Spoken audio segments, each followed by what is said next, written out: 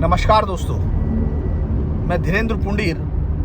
आप सभी का अपने इस YouTube चैनल पर एक बार फिर स्वागत करता हूं। तीसरे चरण की जंग समाप्त हो गई और इस सब में सबसे जो लोगों की धड़कनें बढ़ा रही है वो सीट करहल है। हम इस वक्त चुनाव खत्म कर चुके और चुनाव खत्म करने के बाद कवरेज खत्म हुई तो हम यहाँ से लखनऊ की तरफ निकल रहे हैं। लेकिन जितना आसान हमारे लिए करहल से लखनऊ जाना है उतना आसान मुझे लगता है कि अखिलेश यादव जी को लग रहा होगा उनके लिए नहीं रहा। हालांकि अभी तक अगर आप बात करते हैं एसपीएस बघेल लड़ते तो बढ़िया दिखे हैं लेकिन जीतते बढ़िया नहीं दिख रहे हैं। ये तो कम से कम लगेगा, क्योंकि करहल में अगर आप देखते हैं तो जो वोटों का जो ट्रेंड है, जिस तरह से जो वोट पड़ रहा है उसमें लगता है कि जैसे जातीयता जो है वो पूरी तरह से अखिलेश जी को एक सेफ जोन में रखे हुए हैं। अलग अलग जगह भी गए हम लोग, अलग अलग हिस्सों में, करहल से लेके कीरोर, बरनाहल, अलग अलग हिस्सों में जब जाकर भी देखा तो वहां वोट बीजेपी को भी मिल रहा है। लेकिन लगभग 30 से 38 बूथ ऐसे होने की बात की गई जिसमें कि बीजेपी के पास अपना पोलिंग एजेंट भी नहीं था। यानी वहाँ इतना ज़्यादा एक तरफा वोटिंग था कि वहाँ ये जो विपक्षी पार्टी है या जो इस समय सत्ता में बीजेपी है, लेकिन यहाँ अगर हम बात करें चूँकि जो सीट है करहल वो सपा के पास है और 2002 में ज़रूर बीजेपी के पास रही थी, लेकिन वही सोबरन सिंह यादव फिर बाद में 2007, 12 और 17 में चुनाव जीत चुके और पिछली बार ये जीत का अंतर 38,000 के करीब का वोटों का था। लगभग 30-35 हज़ार से ऊपर का अंतर सोबरन सिंह की जीत का था। तो इसको एक परंपरागत सीट माना जा रहा था, लेकिन मुझे लगता है 2017 से 2022 के बीच में भी पानी काफ़ी बहा है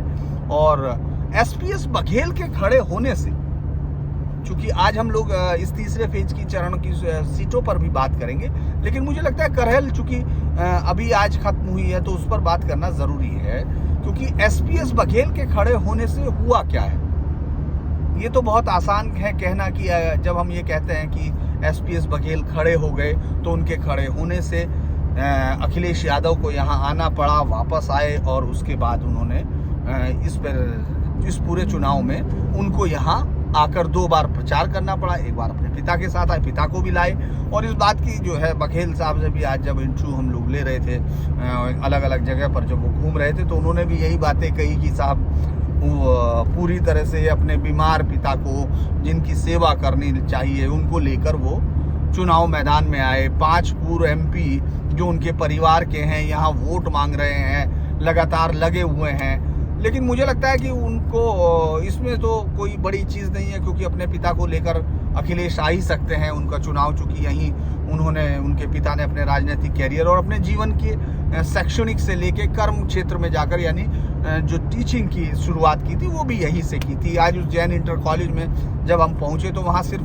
2 ही पोलिंग एजेंट थे, लगभग 1100-1200 का बूथ है वो। वहाँ सिर्फ 2 पोलिंग एजेंट, दोनों चूँकि 2 बूथ थे, दोनों समाजवादी पार्टी के थे। एक अजय यादव जी, और जब हमने उनसे बात की तो उन्होंने कहा कि साहब हम किसी को भगाते तो है नहीं। अब जब वो आते ही नहीं है, उनको पता है कि यहाँ उनका कोई वोट ही नहीं है तो वो आते ही नहीं है। तो खैर ये बात उनकी वाजह हो सकती है, मुझे मालूम नहीं, क्योंकि वहाँ तो मैंने देखा नहीं है कि कोई और एजेंट होता। फिर वहाँ से हम लोग निकलकर अलग अलग जगह पर जाते रहे। बहुत सारी चीज़ें आपको फिर सुनने को मिलेंगी, बहुत सारे लोगों की बाइट्स आपने देखी होंगी, बहुत सारे लोग जो यूट्यूब पर अगर आजकल जो बता भी रहे हैं कि प्रोफेसी जो उनकी है, क्योंकि अगर सच निकल गई तो निकल गई और झूठ हो गया तो उनका आप कुछ करेंगे नहीं, तो माफ़ी वो मांगने को कभी तैयार नहीं होंगे। मुझे लगता है ये उनका एक ट्रेंड होता है। तो आज की जो वोटिंग है, करहल की वोटिंग पर मैंने बात की, लेकिन अगर आप उससे अलग चलते हैं तो जिसको यादव बेल्ट कहा जाता है, जो कहा जाता था कहना चाहिए मुझे लगता है इस वक्त, इसीलिए क्योंकि 2014, 2017 और 2019 इस बात को गलत साबित कर चुकी। जैसे जाटलैंड का मिथ लोग लिए घूमते रहे, उसी तरह से यादव बेल्ट का एक मिथ आपको दिखाई देता है। हालांकि जाटों से ज्यादा संख्या में यादव वोटर्स है और वो ज़्यादा अच्छे से अपनी सीट पर अपने उम्मीदवार के लिए लड़ सकता है संख्या बल के हिसाब से। और यहाँ लेकिन सबसे बड़ी बात थी कि यहाँ जो पहले 2 फेज़ के लिए सबसे उनके लिए आसान दिख रहा था, चूँकि मुस्लिम कॉम्बिनेशन को जोड़ रहे थे, वो यहाँ उनको बहुत ताकत देता हुआ नहीं दिखता है। अगर हम लोग इस पूरे फेज़ की बात करें, मैं खैर मैनपुरी सदर की आपको बात कर देता हूँ, क्योंकि मैनपुरी सदर पिछली बार भी समाजवादी पार्टी ने जीती थी, बल्कि मैनपुरी की 4 सीटों में से भोगांव छोड़कर बाकी 3 समाजवादी पार्टी के हाथ आई थी। लेकिन इस बार का ट्रेंड हमको कुछ और दिख रहा है, यानी वहाँ आपको मैनपुरी की सीट जो सदर सीट है, हालांकि पिछली बार भी जीत हार का अंतर बहुत ज़्यादा नहीं था, लगभग 5,500 से 6,000 के बीच का था, वो इस बार बीजेपी उसी तरह से लड़ती हुई दिख रही है और सीट बीजेपी की तरफ भी जा सकती है। उससे आगे की तरफ भोगांव में वही सिचुएशन से आपको दिख रही है, और किसनी में भी कोई बहुत बड़ा आश्चर्य नहीं हो अगर आप इस बार इस मैनपुरी के रिजल्ट को थोड़ा अलग देखें। तो अब आप इस बात को थोड़ा थोड़ा समझ रहे होंगे कि आखिर एसपी बघेल को लाकर बीजेपी ने इस पूरे चुनाव के इस चरण में क्या खेल किया है। बीजेपी ने दरअसल, चूंकि जब हम लोग मुलायम सिंह यादव जी को देखते हैं, उनके राजनीतिक करियर को देखते हैं, तो वो उनकी शुरुआत ही किसान नेता के तौर पर होती है, चूंकि चौधरी चरण सिंह के अपने आप को शिष्य कहते हैं, नाथू सिंह के वो शिष्य रहे हैं। लेकिन अगर हम इसमें आगे की तरफ बढ़ते हैं तो फिर उनके कैरियर में जब 77 तक अलग अलग उनको यादव के लीडर के तौर पर देखने के साथ साथ इस पूरे इलाकों में जो ओबीसी कास्ट हैं उनके लिए जो एक नेता के तौर पर उनका पूरा करियर शुरू हुआ था, तो उसमें आप देखेंगे इस पूरे हिस्से में, जहां जिसको मध्य ये अवध भी जिसको कह सकते हैं या मध्य यूपी कहें, यहाँ बहुत ही ज़्यादा संख्या ओबीसीज की है। उसमें क्या है कि शाक्य हैं, बघेल हैं, पॉल हैं, लोधे हैं, ये तमाम लोगों की एक बड़ी संख्या इस पूरे चुनाव क्षेत्र का निर्धारण करती है। तो 77 से लेकर 92 तक जो एक अलग मुलायम सिंह जी को हम देखते हैं। 92 के बाद मुलायम सिंह यादव, चूंकि 90 में जब कार सेवकों पर गोली चलवाने के बाद जो गोली चली, उसके बाद से मुस्लिम वोटर उनके साथ बहुत ताकत के साथ इंटैक्ट हुआ, यानी उनकी ताकत का जो समीकरण था उसमें जो ओबीसीज कास्ट थी उससे ज़्यादा मुस्लिम लोग उससे ज़्यादा ताकत के साथ जुड़ते हुए दिखे। और मुझे लगता है कि 92 के बाद मुलायम सिंह यादव जरूर जीते और एक बड़ी ताकत उत्तर प्रदेश में रहे, और अगर हम लोग देखें तो उन्होंने बीच में सरकार भी बनाई। लेकिन उनका धीरे धीरे जो अलग जातियों का समीकरण था वो 93 फिर 93 में चूंकि समाजवादी पार्टी और बहुजन समाज पार्टी का एक मैच रहा, इसीलिए उसके बाद मुझे लगता है कि ये चरण शुरू हो गया था। हालांकि वो जीते भी, सरकार भी बनी, लेकिन जो पिछड़ों के एकमात्र सर्वमान्य नेता के तौर पर इस इलाके में जो उनकी छवि थी उसको धीरे धीरे उनकी जो मुस्लिम वोटर्स पर बहुत ज़्यादा आश्रयता थी उसने थोड़ा कमज़ोर करना शुरू किया। और अगर हम इसको देखें कि 2007-12 में जो सरकार बनती है, चूँकि 2002 में मतलब बीजेपी के पास जब सरकार गई, राजनाथ सिंह मुख्यमंत्री थे और उसके बाद बीजेपी वहाँ लौटी नहीं, लेकिन तब भी उनके पास ठीक ठाक सीट रही, यानी 88 सीट के साथ वो थे। इसके बाद आप देखेंगे कि मुलायम सिंह यादव जी एक बड़े उसके तौर पर, चूंकि मुस्लिम वोटर्स हैं, मैंने फिर कहा मुस्लिम वोटर हैं, प्लस चूंकि बीजेपी नहीं है उस दौरान जो राजपूत वोटर्स हैं, और उसके बाद जो दूसरी जो सवर्ण जातियां हैं या जो हम लोग जो सामाजिक ताने बाने में जिनको यहाँ सरकारी रिकॉर्ड्स में भी दलित जातियां दलित कहते हैं, मैं अगर उनकी बात करता हूँ तो वो तमाम जातियां एक साथ जुड़कर, चूंकि कोई विकल्प नहीं था, वो समाजवादी पार्टी के पास जाती हैं जब उनको मायावती की सरकार के खिलाफ अपनी एंटी इनकम्बेंसी शो करनी होती है। लेकिन आप देखेंगे कि उस वक्त भी सबसे बड़ी जो उनके सबसे बड़े जो सरकार उनकी बनी थी जिसमें 226 उनको सीटें आई थी समाजवादी पार्टी को अपने दम पर, उसमें भी आप देखेंगे जो उनको मत प्रतिशत है वो 26 पॉइंट समथिंग था, यानी लगभग 27% पर अपने बहुमत से बनने वाली ये पहली सरकार थी उत्तर प्रदेश में,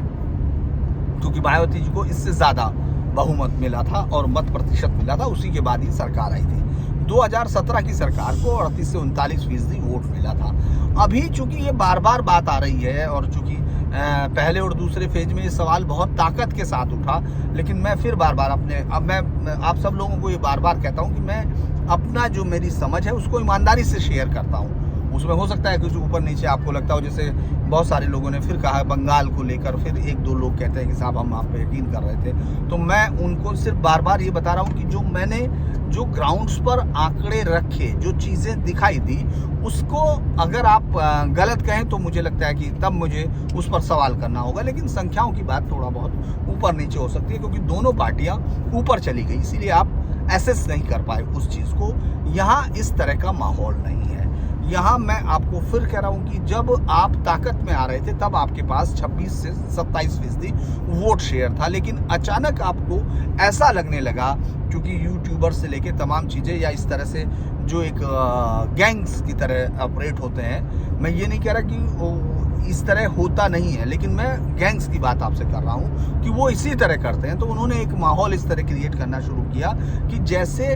अचानक वो किसान शब्द इस्तेमाल करते हैं बहुत सफाई के साथ, जबकि पूरी तरह से और खासतौर से तीसरा चरण जातीय राजनीति के पराकाष्ठा के इस हिस्से का केंद्र है, जहां जातीय समीकरणों के मिलने और बिखरने से सत्ता का मिजाज यहां से तय होता रहा है। क्योंकि बीजेपी के पास पिछली बार जो गैर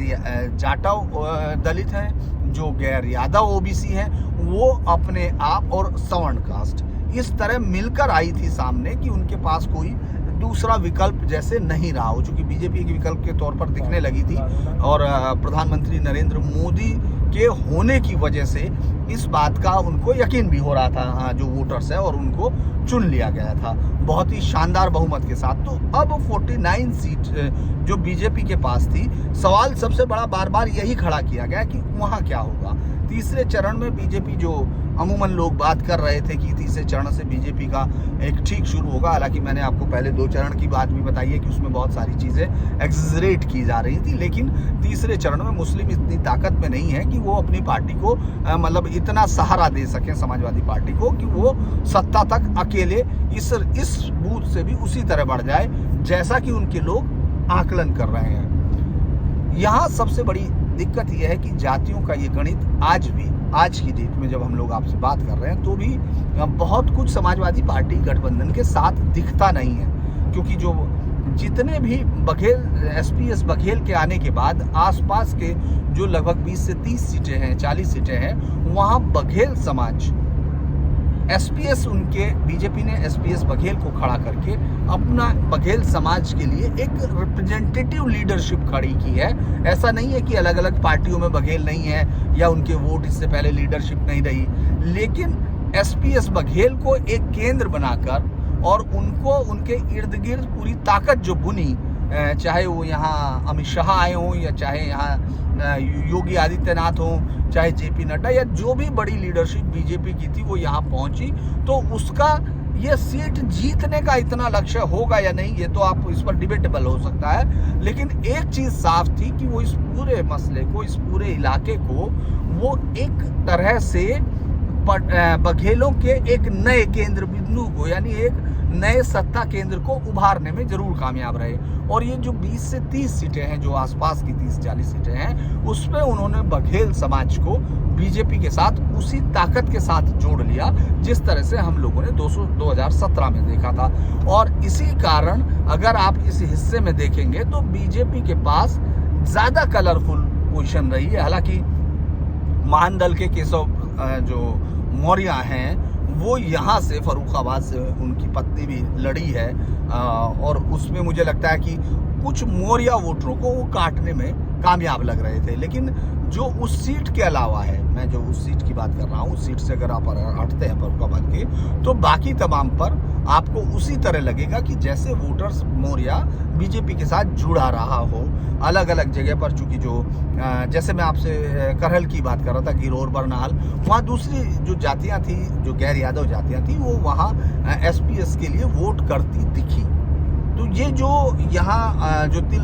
सीट का, करहल की सीट का जो गणित था, उस गणित को बीजेपी ने सिर्फ इस सीट के साधने से ज़्यादा आसपास की सीटों पर बहुत ज़्यादा ताकत के साथ साधने की कोशिश की है। अब अगर आप लगातार आगे की तरफ बढ़ते हैं तो जो यहाँ बुंदेलखंड की सीटें हैं, वहाँ मैंने आपको पहले भी कहा था और आज भी, अभी चूँकि ये हमारा एक और हम लोग कल करने की कोशिश करेंगे विश्लेषण, जब मैं तमाम सीटों के साथ पूरा डिटेल्स ले चुका हूँगा। आज चूँकि जब हम लोग चल रहे थे, ये 2.5-3 घंटे का एक सफ़र है गाड़ी के अंदर, तो मुझे लगा कि आप लोगों से बात कर ली जाए, तो इसीलिए मैंने चूँकि जहाँ मैं मौजूद था उनके बारे में तो मुझे मेरे समझ जो कह रही है वही मैं आपसे शेयर कर रहा हूँ, जो वहाँ दिख रहा था। तो हालांकि मैंने फिर आपको कहा कि यहाँ पूरी तरह से जातिवादी ही राजनीति थी, उसमें अलग अलग चीज़ें अलग अलग लोगों ने कही। उन्होंने बेरोजगारी का मुद्दा बना दिया, उन्होंने कुछ नया कर दिया। चूँकि यहाँ बेरोजगारी का मुद्दा, जैसे आप दिल्ली के स्टूडियो से सुन रहे होंगे अलग अलग एक्सपर्ट्स की राय कि साहब बेरोजगारी का मुद्दा बहुत बड़ा है, साहब महंगाई का मुद्दा बड़ा है, लेकिन मैं आपको बार बार कह रहा हूँ कि ये मुद्दे जातियों के अलग अलग आधार से अलग अलग पर बहुत इम्पैक्ट कर रहे हैं। जैसे महंगाई जो है यादव वोट पर बहुत बड़ा प्रभाव डाल रही है, उनको बड़ी दिक्कतें पेश आ रही हैं, लेकिन उसी पर अगर मौर्या बीजेपी को वोट कर रहे हैं तो उसका ये कहना है कि साहब कहाँ है महंगाई। तो जो मैं एक बात को जिसको कहते हुए पत्रकार थोड़ा सा जो हिचकते हैं या जो लगता है, मुझे लगता है कि वो सच होना चाहिए, क्योंकि जातियों पर आपका इलेक्शंस होता है। इस बात को चूँकि थोड़ा बहुत ज़्यादा इधर से उधर होता है, जब स्विंग वोटर होता है या एक आंधी आ जाती है तो आप उसमें उस तरफ जाते हुए देखते हैं, लेकिन मैं फिर कहूँगा अगर आप उसका फिर माइक्रो एनालिसिस करेंगे तो आपको जाकर दिखेगा कि वो छोटी छोटी जातियों का भी कॉम्बिनेशन बना और उन्होंने उसी तरह से वोट किया जिस तरह से वो जातियों पर करते हैं। तो इसको अगर हम लोग फिर आगे की तरफ देखते हैं तो जो बाकी इलाके हैं, चाहे वो हमने फिरोजाबाद देखा हो, जहां बीजेपी पिछली बार बीजेपी को सिर्फ कानपुर में थोड़ा बहुत जो है सीटें उसके सपा को मिली थी, मैनपुरी में मिली थी, कन्नौज में 1-2 मिली थी। तो ये वो सीटें थी जो 8 सीटों पर उसको पूरे जो 59 सीट है उनमें से सिर्फ 8 सीटें लेकर एक चुभने वाली हार समाजवादी पार्टी को मिली थी। लेकिन क्या इस हार को वो इस बार बदलने में कामयाब हो सकती है क्या? जो मैंने फिर आपको कहा कि जो यादव बेल्ट का एक खिताब जो इसको दिया गया था वो तो पिछले 3 चुनाव से अलग हो चुका। उसमें आपने देखा कि चाहे 2014 का इलेक्शन हो, 2019 का इलेक्शन हो, 2014 में भले ही 5 सीटें जीतने में बीजेपी के समाजवादी पार्टी का परिवार ज़रूर, चूँकि वो परिवार का ही जीते हुए तमाम लोग परिवार के लोग थे, तो उन्हीं को 5 सीटें मिल गई थी। लेकिन इस बार वो भी नहीं हुआ, चूँकि 2019 के चुनाव में वो सिर्फ 2 में सिमट गई और जो मुलायम सिंह यादव 2-2.5 लाख की जीत हासिल किया करते थे, वो उनकी जीत का अंतर भी 1 लाख से नीचे आ गया। तो इसके बाद अगर हम बाकी जिलों का हाल देखते हैं तो पिछले चुनाव में बाकी जिलों में बीजेपी ने सफाया कर दिया था। उनमें से बहुत ज़्यादा अंतर इस वक्त भी, चूँकि कैंडिडेट्स को लेकर फिर बाद में बात होती है।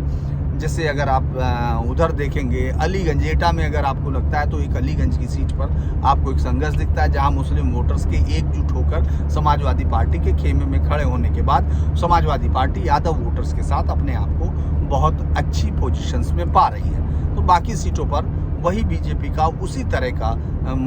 वोटर्स उनके साथ निकलता हुआ दिख रहा है। इसी तरह से आप इटावा की तरफ जाते हैं, इटावा में ज़रूर आपको ऐसा महसूस होता है कि जो अलग अलग शहरों में जहाँ जो वोट बैंक है, जो यादव वोट बैंक है, वो जैसे एक साथ कंसोलिडेट होकर पिछली बार से ज़्यादा वोट करने की तरफ दिख रहा हो, उसका एग्रेशन पहले से ज़्यादा दिख रहा है। तो ये वोट की तरफ बढ़ रहा है या नहीं, ये तो जीत की तरफ बढ़ता है या नहीं, ये तो कहना मुश्किल है। लेकिन हाँ, ये है कि वो आपके सामने बोलते हुए उस जीत को हासिल कर सकता है। इसके बाद आप आगे की तरफ बढ़ जाते हैं, आपको लगता है कि इधर जो ये ज़िले हैं हाथरस और ये तमाम ज़िले, इसमें भी आपको कोई ऐसा बहुत बड़ा चेंज आता हुआ नहीं दिख रहा है। और हालांकि ये बात बार बार हो रही है कि जो आतंकवादी वाला मुद्दा है उसका इस पर क्या असर होगा, मुझे लगता है कि वो बहुत ज़्यादा असर छोड़ने की स्थिति में नहीं है। वो इसलिए क्योंकि अगर हम यहाँ देखते हैं वोटों का डिसीजन जातीय आधार पर हो रहा है, और जो जिस जाति का वोटर है वो अपनी उस पार्टी के साथ, जिसके साथ वो इस बार लगा हुआ दिख रहा है, उसके शान में कई सारे कसीदे पढ़ सकता है। अगर हम लोग इस आतंकी वाले मुद्दे को लेंगे तो वो फिर कहेंगे सीधा कि आप हिंदू मुसलमान कर रहे हैं। मैंने बहुत सारे रिपोर्टर, चूँकि जो कैमरे पर बातचीत होती है उससे कहीं ज़्यादा बातचीत हर पत्रकार बिना कैमरे के करता है। जैसे मैंने पूछा तो मुझे बहुत सारे लोगों ने घेर भी लिया कि घेरने का मतलब ये नहीं कि वो मेरे खिलाफ ऑफेंसिव थे, लेकिन एक तंज था, एक लहजा इस तरह का था जैसे वो मीडिया को ये कह रहे थे कि सब बिक गया है साहब, और ये तमाम चीज़ें जो अमूमन अब सब जगह सब सुननी पड़ती हैं। तो मैंने उनसे पूछा कि आपको, और ये उस बूथ के सामने हो रहा था जो सबसे बड़ा बूथ है करहल में, सबसे बड़े बूथ के सामने वो यादव युवा जो थे, उनका कहना ये था कि पूरा नेशनल मीडिया पूरी ताकत के साथ नरेंद्र मोदी के इशारे पर अखिलेश भैया के खिलाफ खड़ा है। तो मैंने उनसे पूछा कि अच्छा तो आपको क्या लग रहा है, तो उन्होंने कहा कि 1.5 लाख वोट से भैया जीत रहे हैं। और चूंकि नेशनल मीडिया की एक सबसे बड़ी गलती ये है कि वो SPS बघेल को इस लड़ाई में दिखा रहा है, और वो जो है बराबर का मुकाबला दिखा रहा है। आप बताइए बराबर का कहाँ है? तो मैंने कहा कि भाई बाहर चल के हम लोगों ने देखा है कि बाहर वोट पड़ रहा है, यहाँ आपकी संख्या ज़्यादा है, आबादी ज़्यादा है, उसी के हिसाब से आपका वोट है। तो जहाँ दूसरे हो तो उन्होंने कहा नहीं नहीं यही सब झूठ की बात है, और इसी के चलते हम लोग अब मीडिया पर यकीन नहीं करते हैं, और आप लोग सिर्फ वो बातें करते हैं जो नरेंद्र मोदी को सूट करती हैं। इसके बाद मैंने उनसे फिर पूछा कि अच्छा आपकी जीत का गणित क्या क्या है? तो उन्होंने बहुत ताकत के साथ बताना शुरू किया, कहने लगे कि सबसे बड़ा तो जो है हमारी जीत होगी चूँकि यादव वोटर्स है। तो मैंने कहा कि ठीक है, यादव वोटर्स आपका है, ये बात बिल्कुल सही है, और कौन वोट दे रहा है? ये मैं उनसे बात माफ़ कीजिएगा, ये मैं उन युवाओं से बात कर रहा हूँ जो हार्डकोर सपोर्टर्स हैं अखिलेश यादव जी। हमने कहा कि आपका और वोटर कौन है? तो उन्होंने कहा कि हमारे साथ मुसलमान है। तो हमने कहा कि यार यही बात तो सब कह रहे हैं कि आप MY समीकरण है, और क्या है? तो उन्होंने कहा कि सोचने के बाद कहा कि हमको कुछ ब्राह्मण भी दे रहा है।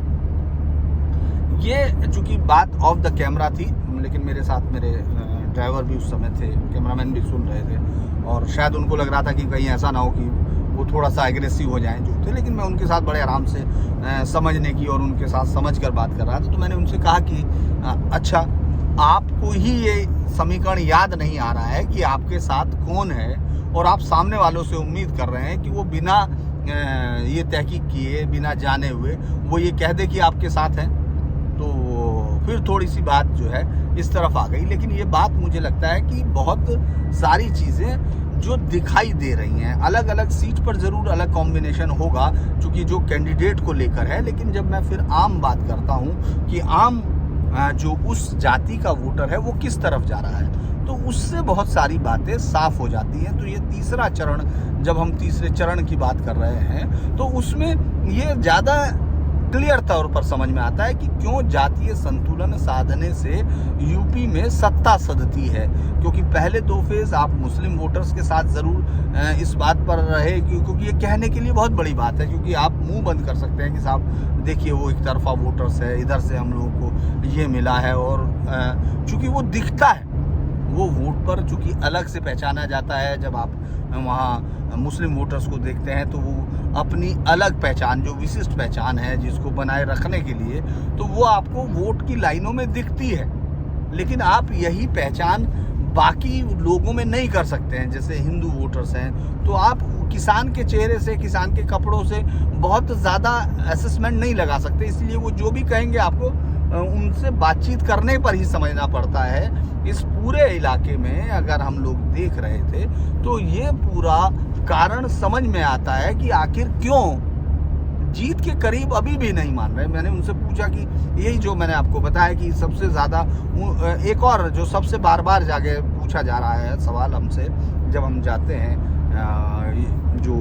मुस्लिम बाहुल्य इलाके हों या फिर यादव बाहुल्य इलाके हों, तो उनमें सबसे बड़ा सवाल एक पूछा जाता है कि क्या अखिलेश प्रधानमंत्री पद के उम्मीदवार हो सकते हैं जब यहाँ से जीत जाएंगे। तो मैं उनसे फिर पूछता हूँ कि अच्छा सबसे बेहतर प्रदर्शन क्या रहा 38-39 सीटें आपकी रही हैं जब मुलायम सिंह यादव पूरी ताकत के साथ थे, तब उतना। तो 80 में से आप इतनी सीट के सहारे देश में 545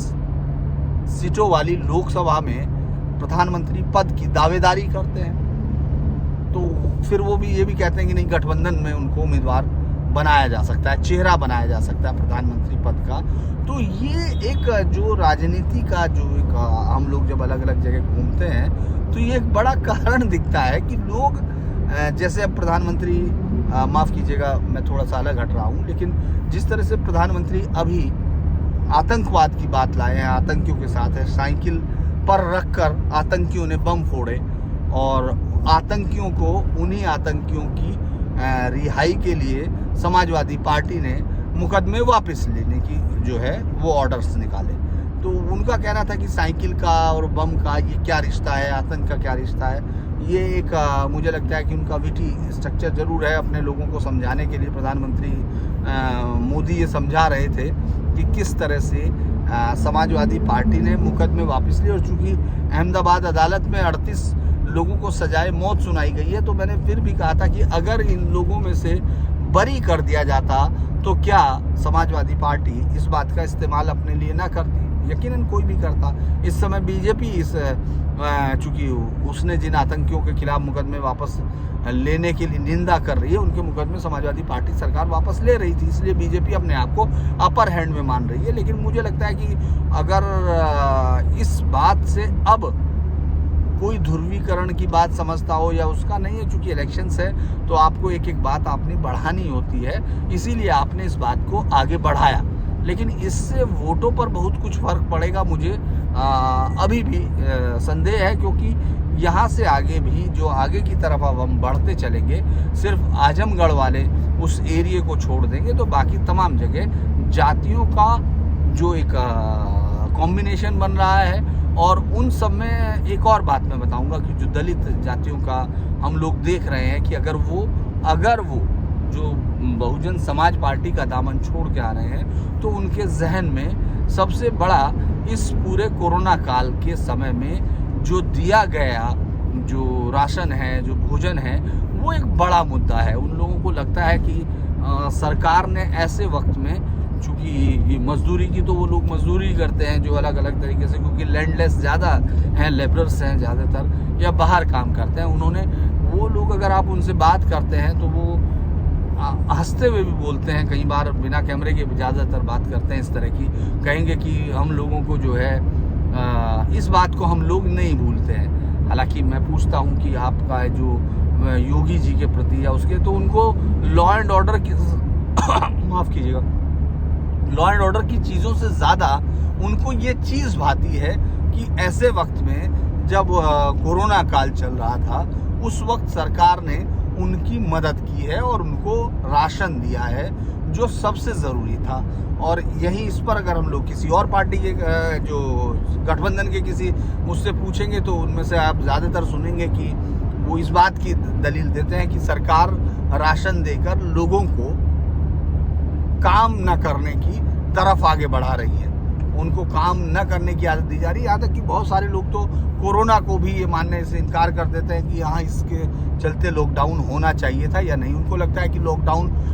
जो है एक बेजा का इस्तेमाल था, उसका नहीं होना चाहिए था। तो जब ये आप इस तरह की बयानों के साथ गुजरते हैं और आप ये गांव दर गांव, जाति दर जाति इस तरह की चीज़ों को देखते हैं, तो आपके पास ये सवाल ज़रूर आता है कि आखिर ये जब मुद्दों की बात की जाती है, वो मुद्दे गांव में जाते ही हवा क्यों हो जाते हैं। ये शहर में हो सकता है कि आपको बहुत बार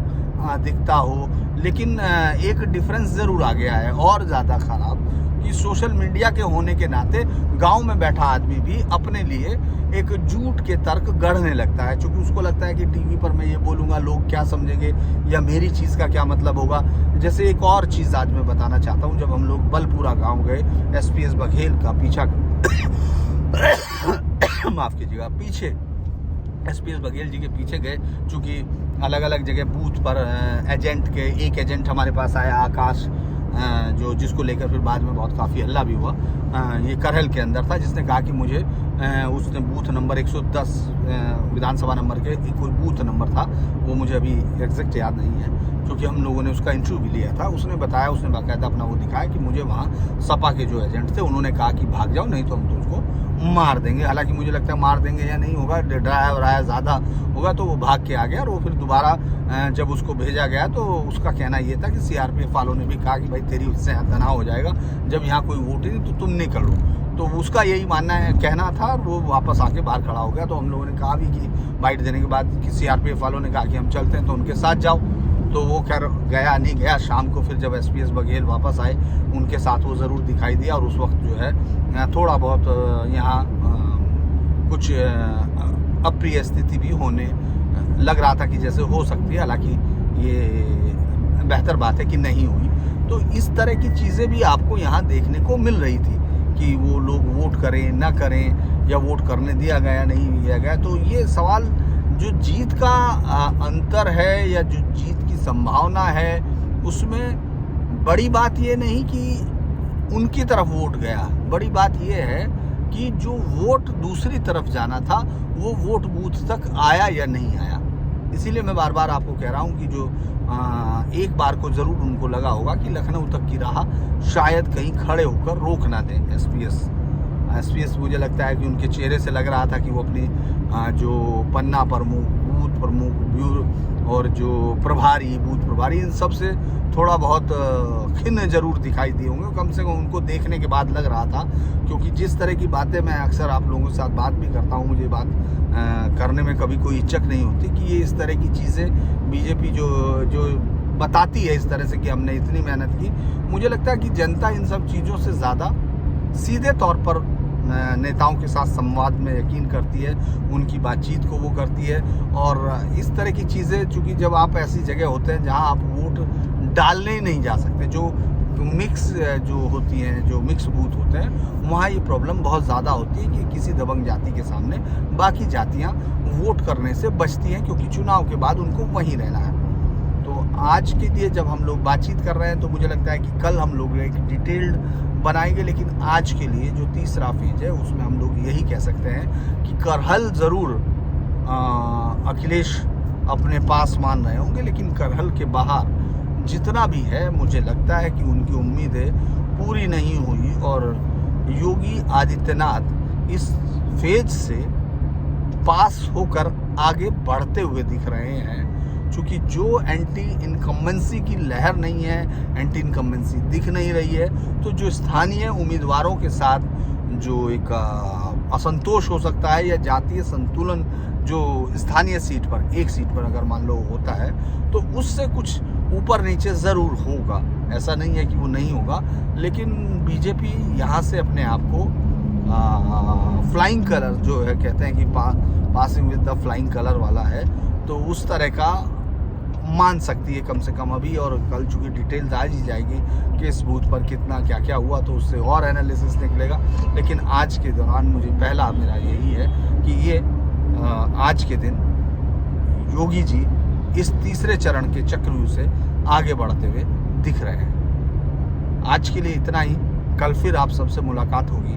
अगर आपको ये वीडियो पसंद आए तो आप इसको लाइक कीजिए, सब्सक्राइब कीजिए और शेयर कीजिए। बेल आइकॉन भी दबाइए ताकि आपको अगले वीडियो की सही समय पर जानकारी हो जाए। नमस्कार।